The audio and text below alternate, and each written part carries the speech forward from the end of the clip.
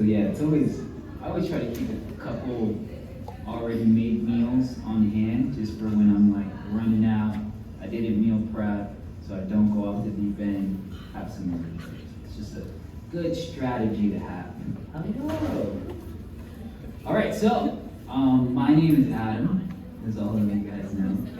And this is my no BS approach to nutrition. So there's a lot of fluff out there, so much fluff.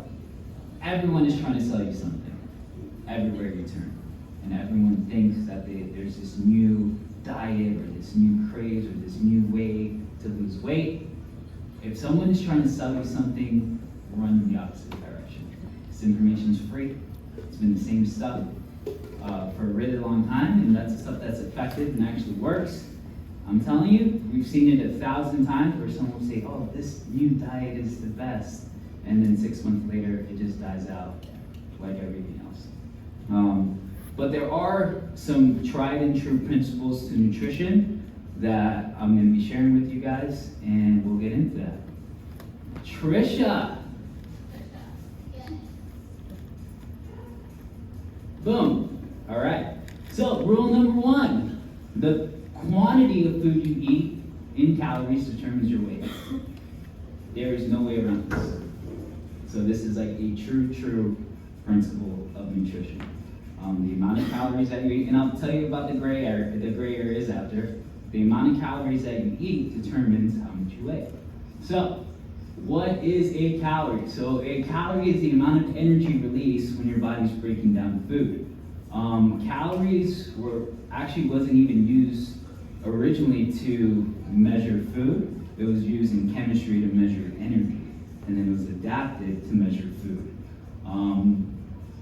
As you guys know, in week 1, I had you guys calculate how many calories you're supposed to be consuming based off of your goals.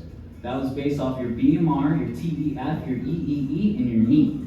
So your BMR was that number on the right-hand side of the sheet, and that's your basal metabolic rate. That's how many calories your body needs to maintain its weight if you're just laying down there and did absolutely nothing.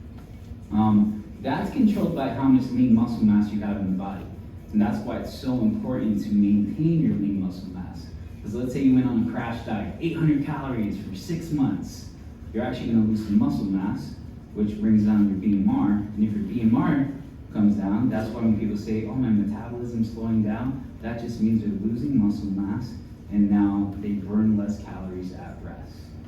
So that's why we prioritize strength training, and we prioritize maintaining lean muscle mass. Next is your TEF, your thermal effective feeding, which is how many calories your body burns through the digestive system, a process of digesting food. On average, that's 10%, but it ranges depending on what kind of foods you're eating.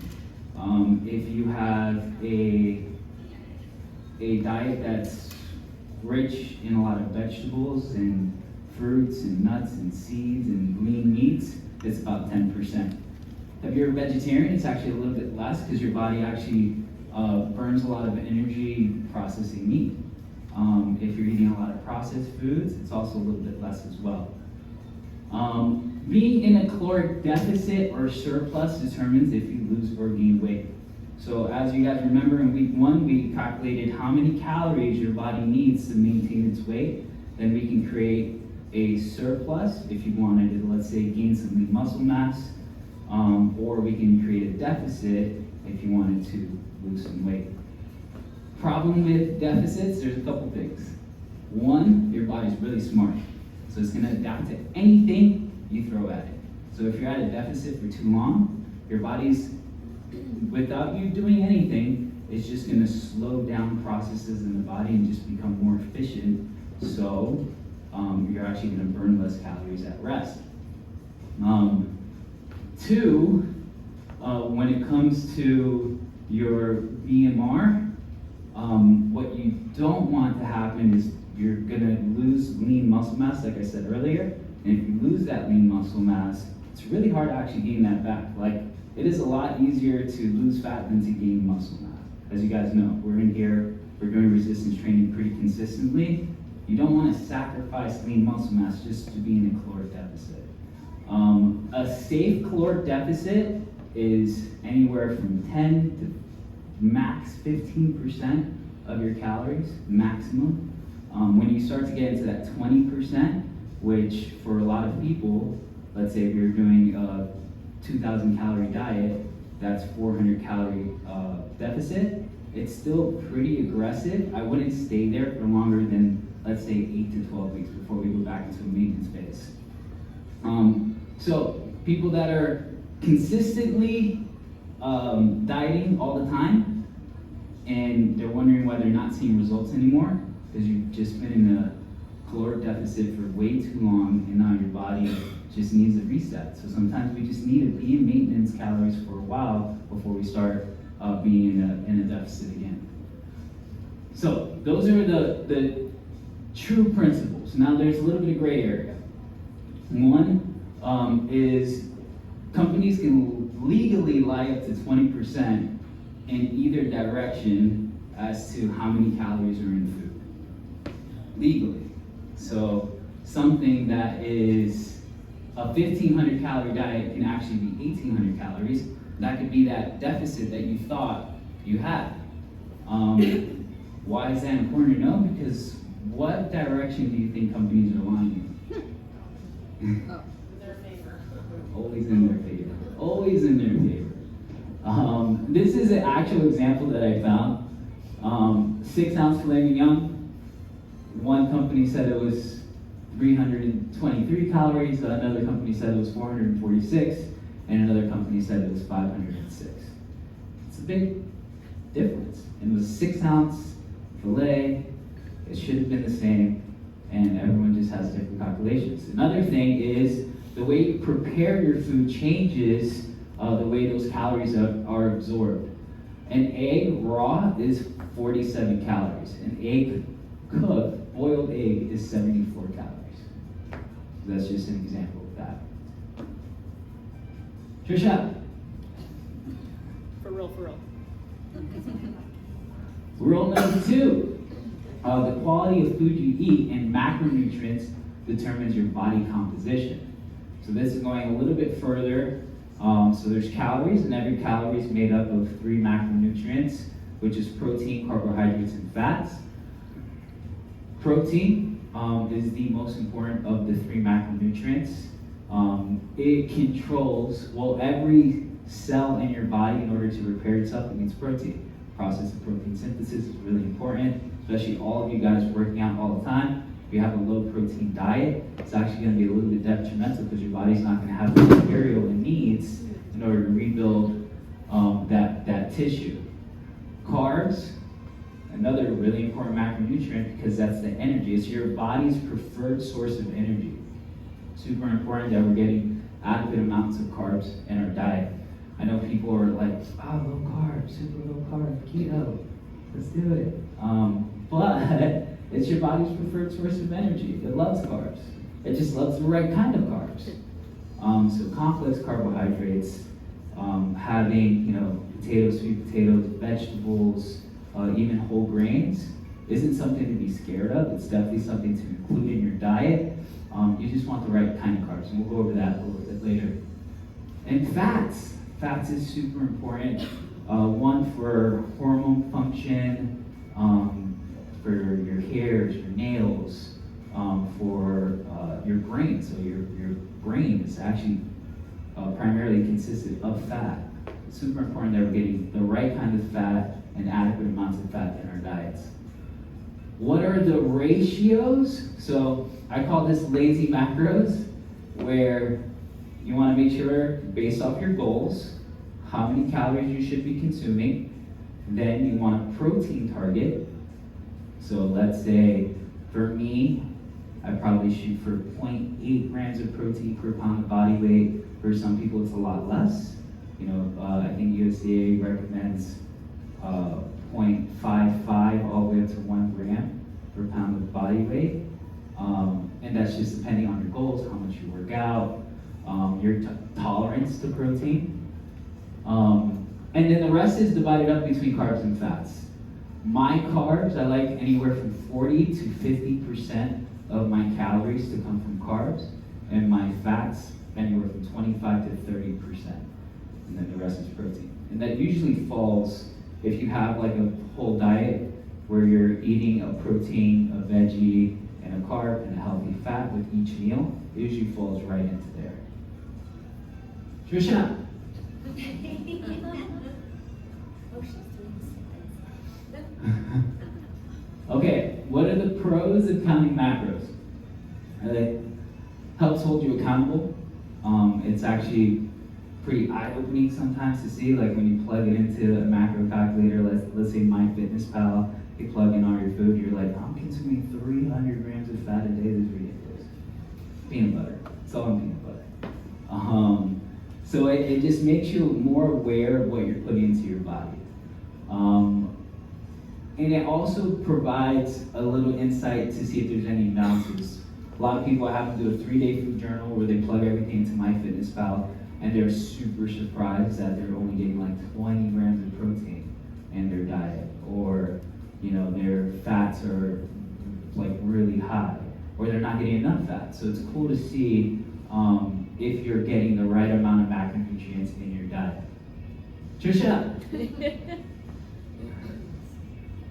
what are the cons of counting macros? It doesn't take into account food quality. I know these is actual people that I know that have Pop-Tart diets. If it fits your macros, they're just having Pop-Tarts and protein shakes, and it looks good on paper, but I'm curious to see what they look like at 7 years old. You gotta have good food quality. It can exacerbate or create eating disorders. This is a story that I shared with the downtown studio, but last year, I'm super obsessive. I don't know if you guys know that. And then last year, I was 2 years ago now, because I started Eat the Frog almost 2 years. I was really into proving the model of Eat the Frog, and I started my weight loss journey. I lost 38 pounds, which is a lot for me, not that big. So that was a lot. And it became obsessive. I would plug everything into my macro calculator. I would weigh everything out. I became so obsessed. I wasn't eating with my family. I wasn't enjoying myself. It was just all numbers. That is still an eating disorder. That is still a negative relationship with food. It's not something to celebrate. That's still a problem. So something that it's a little bit of my journey, but if you are obsessive, it might be not the right way of doing things, counting absolutely everything. So just take that into consideration. There's clients that it just gives them anxiety, like having to plug everything in. This shouldn't be something that is creating more anxiety. This should be something that is helping. So figure out if this works for you or if it doesn't work for you. But if it's literally causing you anxiety, maybe you shouldn't be counting macros. There's so many other ways to eat healthy food. Trisha, did you hear me? Yeah. Okay, there we go. Rule number 3, the quality of food as determined by micronutrient density determines your health. This is real. When I say quality of food, your micronutrients are your vitamins and minerals that you get from food. You can find the highest density in micronutrients from whole foods, fruits, vegetables, nuts, seeds, lean meats. That's it. Like that is the good stuff right there. And some grains as well, some grains and some dairy, if your body can tolerate it. So this is so important that we're getting a colorful plate, that we're having a lot of fruits and vegetables, that you're getting a variety of foods in your diet. It's important for your health, but it's important for your microbiome in your gut. It's important for longevity. There's so much more than just a scale. If you want to stay healthy a really long time, like I know everyone here does, it's important that we're not just looking at calories, that we're looking at the quality of food that we're putting into our body as well. Trisha. And that brings me to my next point. that food is not just fuel. And I know we live in a society that's what they want to sell you. Food is fuel. I've said that. I've literally said that before. Food is fuel. But it's not just fuel. There's so many more applications to food. Food is actually information. And the food that you're putting into your body, it's like a script. And you're telling your body to do certain processes to express this protein or not express that protein, to release this hormone, to not release this hormone. And that's why quality of food is so important. But even above quality of food, food is the way we show love. I know everyone has that grandma that just wants to keep feeding you and feeding you. That's the way you show love.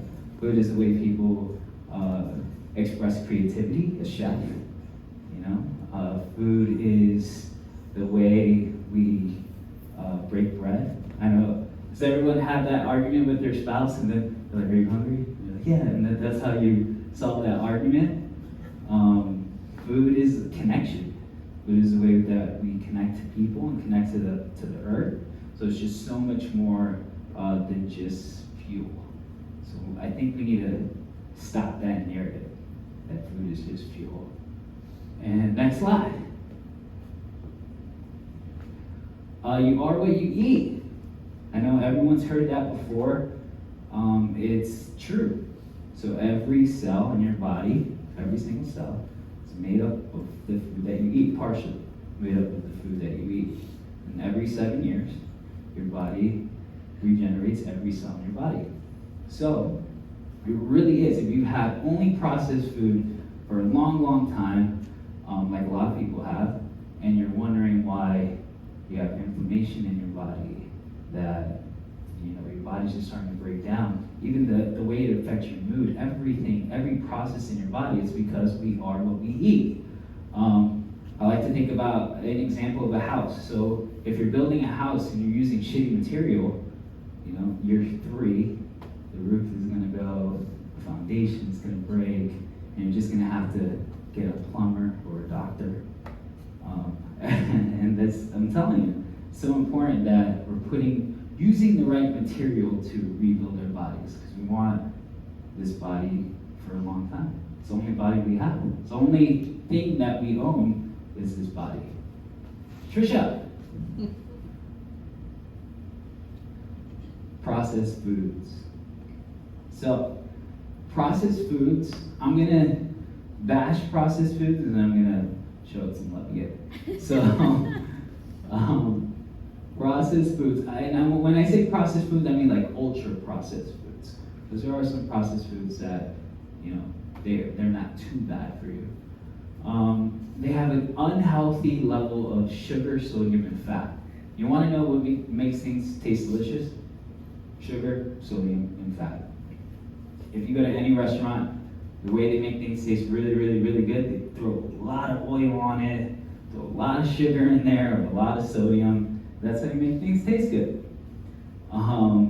So, with that being said, sugar is not the best thing for you. There's like a study that shows your brain on sugar and your brain on cocaine, and it's releasing the same exact signals. And it looks exactly the same, it's lighting up the same stuff. So sugar highs are real. So it's important that we're limiting, I'm not saying eliminating, but limiting the amount of sugar that we're getting in our diet. It's addicting. I know it. Like if I have one cookie, I gotta crave another cookie. Or if I have even like one Diet Coke, I used to be like a real big Diet Coke guy. If I have one Diet Coke, I crave another one and another one. So you can see that this stuff is actually addictive. It leads to obesity, heart disease, and high blood pressure. We all know that. But it's getting worse. Next year, we're approaching 40% obesity rate in our country. It's just insane. That's 40% obesity rate. That's high. We're paying for it. So it's something that has to change. And I think there just needs to be more education around it. Because no one wants to knowingly kill themselves. But when you have big sugar, because those are the real culprits. When you have big sugar, just pumping to kids and to underprivileged communities that this is the stuff that they should be having, big gulp 7-Ups or big gulp slushies, it's just not good for anyone. And it's empty calories. So, have you guys ever had like a bowl of Trix?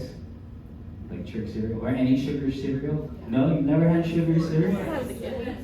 I can have 17 bowls of sugary cereal and not feel full at all. It's because it's empty calories. Like this stuff has no nutrient density at all. And now I'm going to show it some love. So it still has its place. Like I have ice cream every Thursday with my son without fail. We go to the park and we get some ice cream, and that's okay. It has its place, but everything just has to be in moderation, and everything has to be limited. There's eating for nutrition, which is like your day-to-day fruits, vegetables, nuts, seeds, and then there's eating for experience, which is me having ice cream with my son, pizza Friday, things like that. They both can exist, just nothing in excess. Cool? Trisha! Okay, so now we're going to get into some epicaloric control, some things outside of calories that really have to have an effect on your health. There's a study that shows, and there's over 300,000 people in this study, that if you sleep less than 7 hours a night, so 6 or less hours, there's a 41% increase in obesity. That's crazy, right? Why does sleep have such a crazy effect on obesity rates? A couple things. One, lack of sleep spikes your ghrelin levels, which is your hunger hormone, and suppresses your leptin levels, which is your satiety hormone.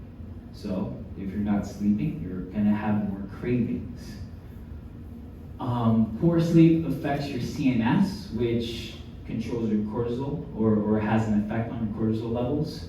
So when your cortisol levels spike, which is your stress hormone, a lot of other processes happen in the body. One is like stress eating. You just feel more stressed, so you're just gonna try to cope that stress with some food. And you have, let's say you're tired, you're probably gonna go for the easiest food choices. Like, I'm just so tired, I'm stressed out, McDonald's is right there. They make sure their McDonald's is super convenient all the time. So you just don't make as good choices.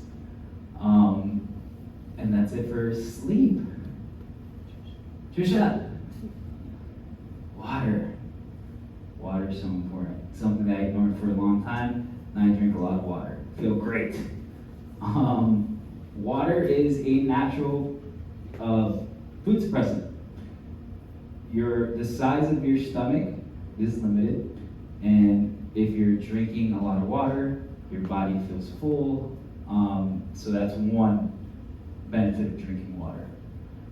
Sometimes you think you're hungry, your mind is telling you you're hungry, but you're actually thirsty. So the first thing I would always do, drink some water. It also helps your body remove all the waste through your kidneys, so it's important to drink water. And water is actually an important process of burning fat.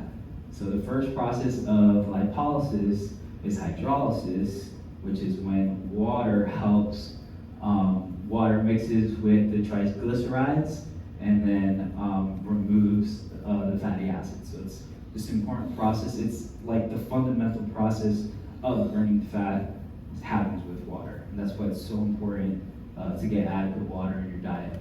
How much water? We went over this in week 3, I think, of our challenge. It's start off, everything it depends. But you start off with half your body weight in water. If I tell my wife this all the time. My wife is like 130 pounds. She thinks she needs a gallon and a half of water a day. You do not need that much water. It's an insane amount of water for someone that small. You're just gonna be peeing all the time. It's gonna disrupt your sleep. Not gonna get as good sleep, and that's a problem as well. So make sure that you're getting the right amount of water. Trisha, food hygiene. This was one that I was really, really bad at. My mom always said that I eat like I was in prison because I just like slam down as much food as I can as fast as possible. Food is a 36 to 44-hour investment. So that's the digestive process. Chew your food. You should be chewing your food 30 times per bite. It's a lot, right? And certain foods are a little bit less, but let's say broccoli, like broccoli, in order for broccoli to be broken down, that's 30 chews. The digestive process starts when you smell food. So not even when you taste food, like not even when you put it in your mouth. Have you ever smelled food and then you start salivating? That's your body priming itself for the digestive process. So it's important that you take your time to eat. Put your fork down in between bites. Actually chew your food. Set your phone aside.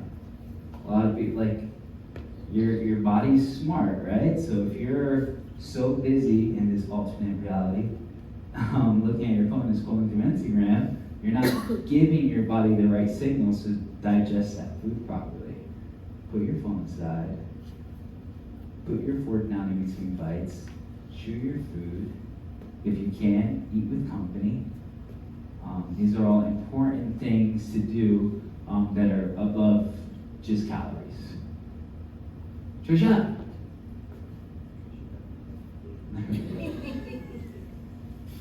This is a big one.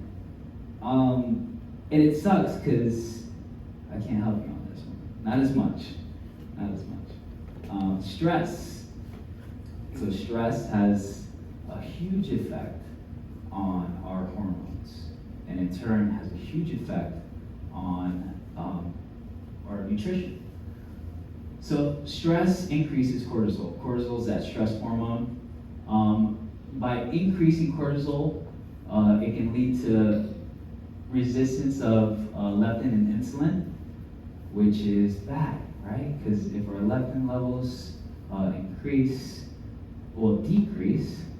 If our leptin levels decrease, that means that we just feel hungry all the time.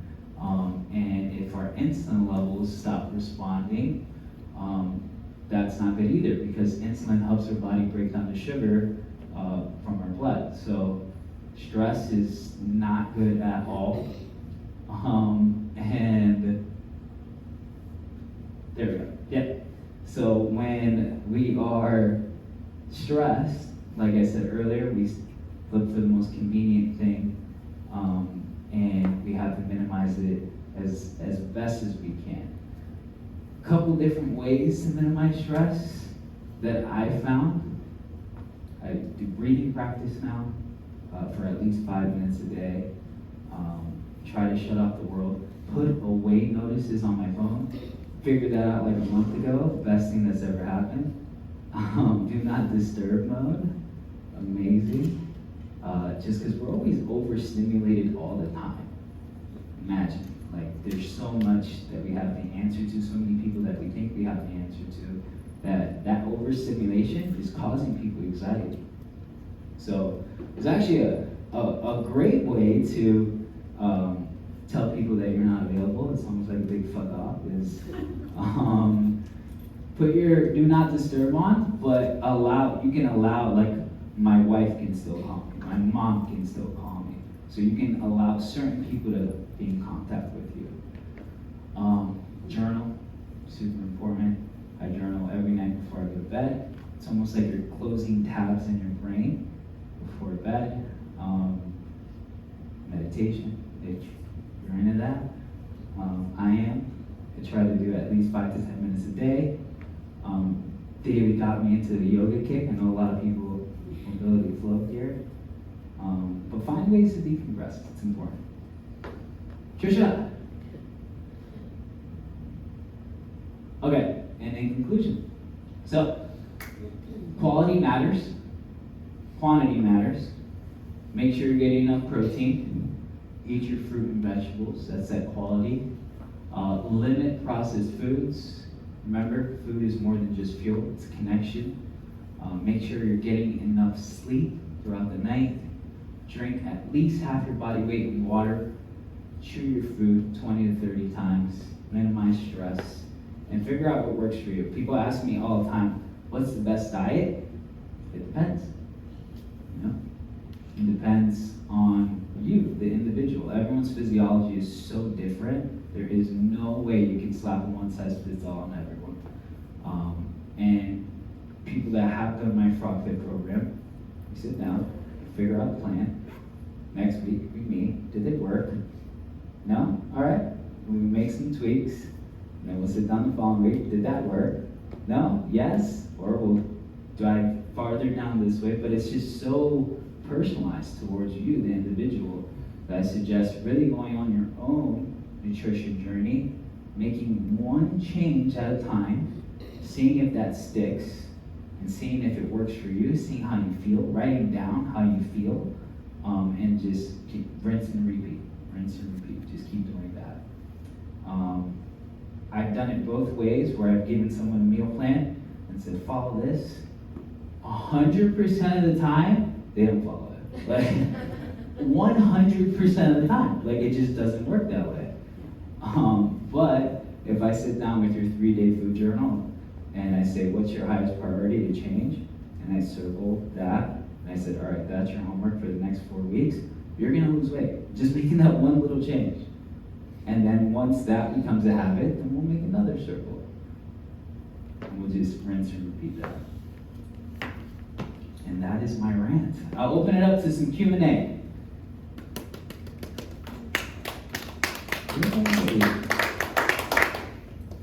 Any questions? Did they get to lie about? Oh, go ahead. I was gonna say, did they get to lie about nutrients as well? If they lie about calories? Yes.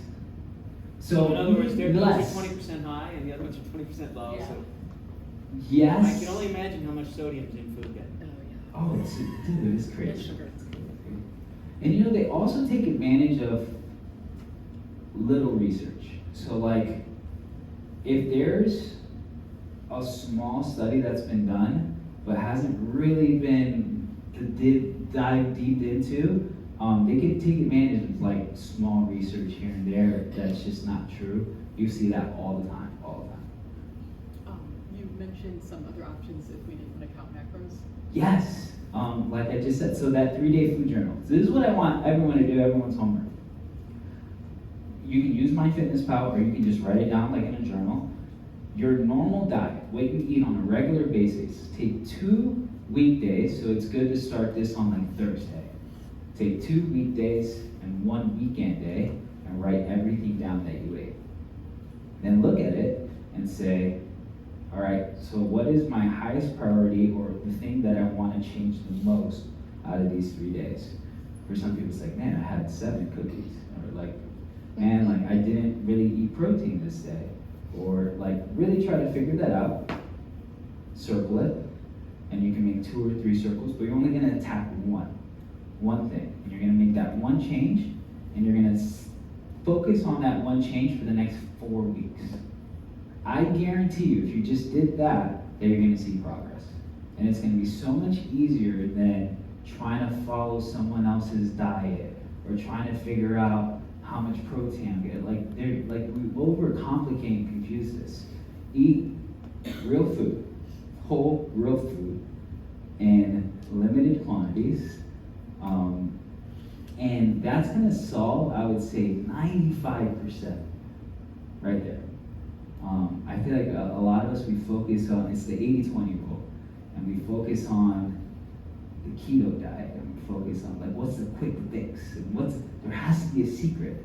There has to be, right? There's not. It really isn't. It's eat whole foods, cut the bullshit, and no seconds. And that's it. If you did that, we'll be fine.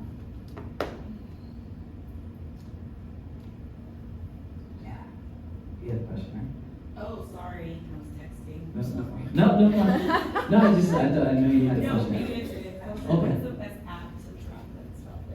Like this. Yeah, they have the most data, and it's a good and bad thing. There's like other apps, like I use like Carb Manager one. Yeah. Like it's people put in their own Yeah. stuff, and then it's like, oh, this it could be this, or it could be this, or it could be like.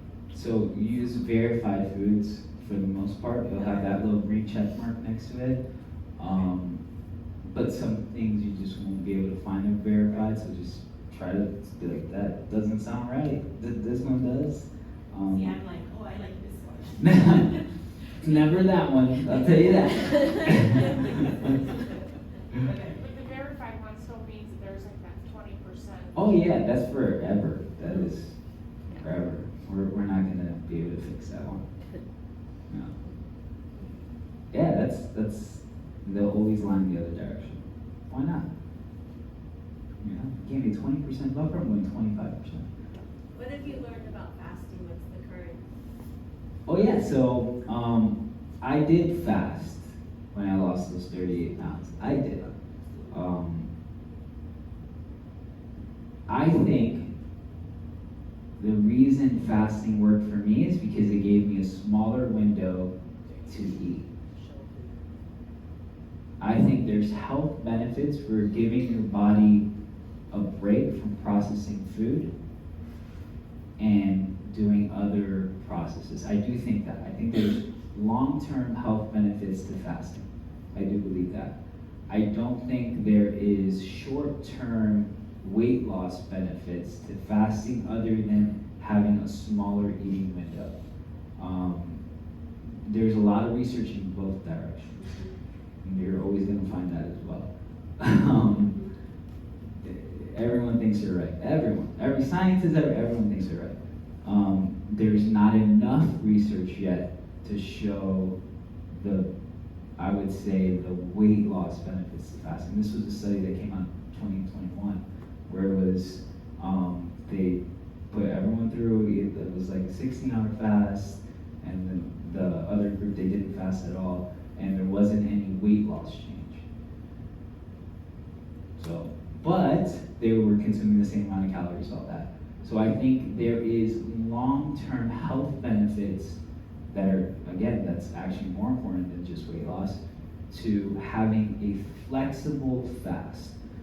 Not a rigid, you have to do 16 hours, I don't think that is necessary. I think if some days you can sustain from eating a little bit longer, then that's fine. And that's as much as I know. And I'll just add to that, I feel like as far as what Adam's saying, even to let your mental place get in the right spot, because sometimes we forget what it feels like to be hungry. Yeah. And so even, I would say, maybe fasting to that point where you begin to recognize that, okay, now my body's needing fuel, or now my body is actually hungry. Yeah. Yeah. Yeah, absolutely. So I would say, because I wake up really early, 4 a.m., and I eat first thing in the morning, and I got used to that for a while, and then I felt like I needed to eat all the time. Like I always needed to be, not full, but never hungry. So I do, definitely there's some truth to that, but it's okay to be hungry sometimes. Then you also want to be careful for women who are still cycling and want to have kids or want to have more kids. Be careful with the intermittent fasting. And I personally do intermittent fasting. But be careful, because it can put your body into starvation mode and shut down the female fertility. So you'll still be having your cycle and everything, but you're not actually going to be fertile because your body thinks you're in starvation mode, and it's not going to bring a child into a world when you're in starvation mode. So talk to your whoever, OBGYN, functional nutritionist about that. So I recommend it with an asterisk. Same. If you're trying to have a kid and that is your primary goal, maybe you shouldn't be at a caloric deficit. Maybe you gotta look at what is your highest priority, and that's what your diet has to model. Because she's right. Like if you're at a caloric deficit, or let's say you want to be for women below 20% body fat, below 23% body fat, right? Like you'll start, not for everyone, but you could have some hormonal issues, which isn't the best for trying to have kids. So just thinking about what is your actual priority is important.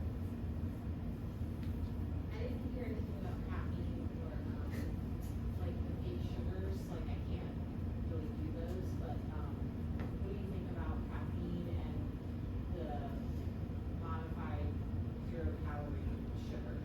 So caffeine has its place. I drink coffee. I trying to limit all my. I was like hooked on banks for a while. So I'm limiting that.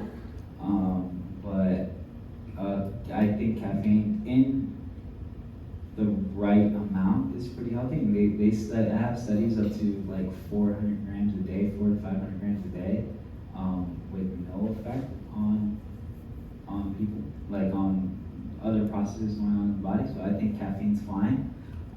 I would try to limit late night caffeine because it might disrupt your sleep. So have like a cutoff, and for everyone that's different. Like my family, they can have coffee after dinner and go to bed just fine. So everyone's different culturally; it's a little bit different. But caffeine's fine.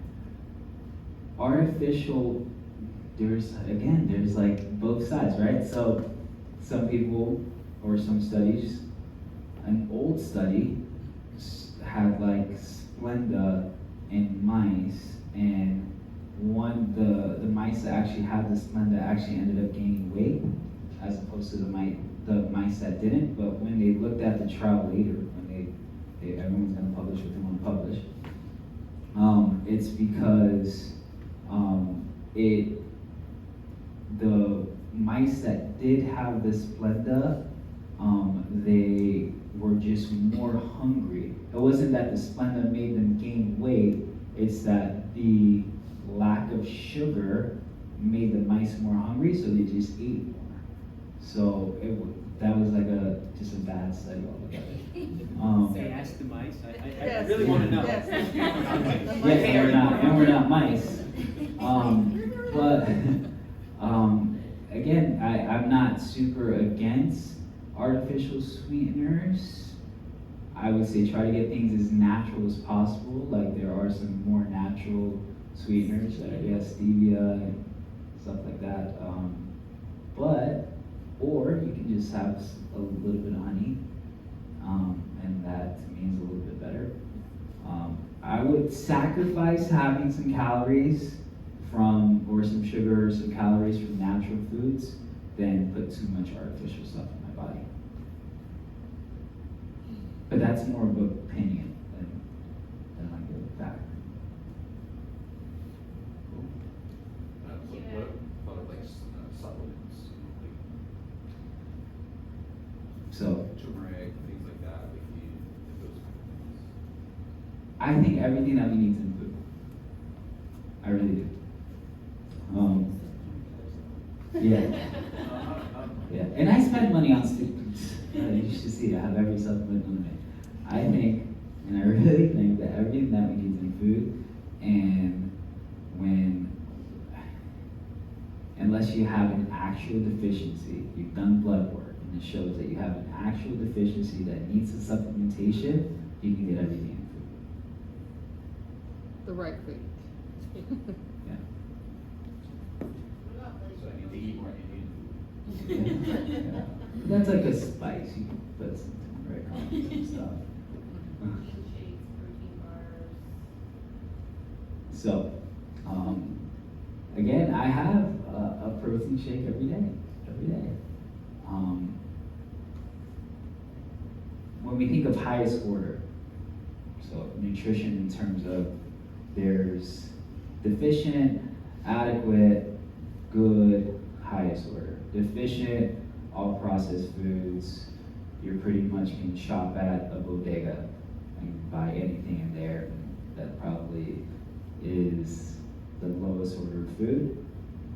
Things, perishables, non-perishable, things that last a long time, things that are high in sugar, low in nutrient density. Then there's adequate, which is probably like westernized, a little below westernized diet, more fast food, that kind of stuff. Then, no, that's adequate.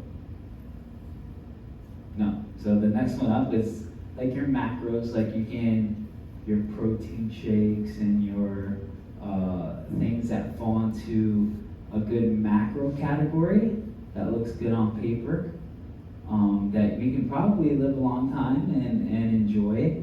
And then there's highest order, which wouldn't have any of that stuff. It would be locally sourced, homegrown, your fruits, your vegetables, your nuts, your seeds, your lean meats, and none of it comes from supplementation. It's all just from food. Will I cut out protein shakes anytime soon? Probably not. But I just want you to be aware that it isn't the highest order of food. We should be trying to get as much as we can just from the food that we eat.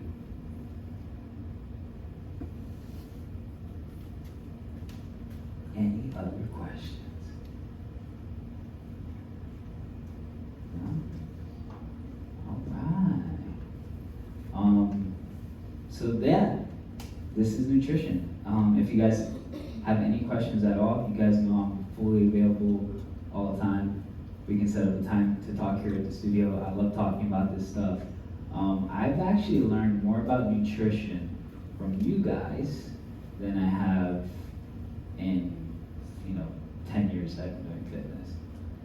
Because seeing the way you guys approach nutrition and going through trials and errors with everyone that's gone through the Frogfish program for it, that's taught me more about nutrition and about how this is the most complex relationship that people have is with food. I know doctors that can't get this thing right, and it's because there's so much emotion that's wrapped up into food. And it's interesting, it's so interesting to me. Yeah, that's it. Thank you. Awesome. Thank you guys.